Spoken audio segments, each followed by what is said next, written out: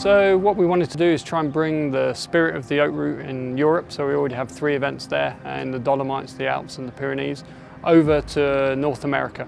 So we asked a lot of our riders and a lot of our influencers and people that we respect in the field of cycling and specifically amateur cycling, where would you bring the next event?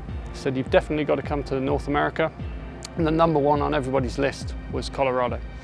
So I think it brings so many things that we possibly don't have in Europe. So in terms of the elevation, we're looking at potentially 1,000 meters or 3,000 feet higher on most of the climbs than we have in Europe. So quite a big challenge for people to be able to take in the level of altitude that we have. You have that opportunity to be able to challenge yourself on whatever level. So if you're somebody who's picked up a bike 6 months ago or 9 months ago and wants to take on a challenge and improve your level of cycling, you can do this. It'll be tough, but you can do it.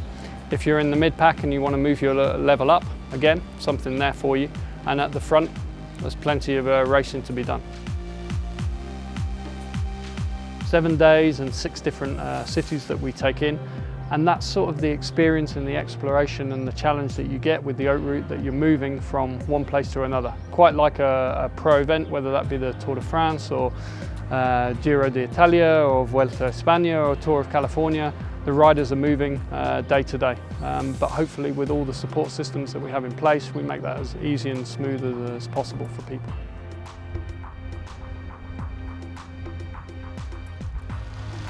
Climbs here are not particularly steep for a long period of time, but they are long, they are high, and they roll. So with the altitude, I feel that you'll need an easier gear than you think you would. You look at the climb and you think, okay, it's 4% or it's 5%. In Europe, okay, maybe I'd climb that in the big ring, or maybe I'd climb that in the middle of the little ring. In actuality, with the altitude, you will need an easier gear. So just bear that in mind. But overall, fantastic experience.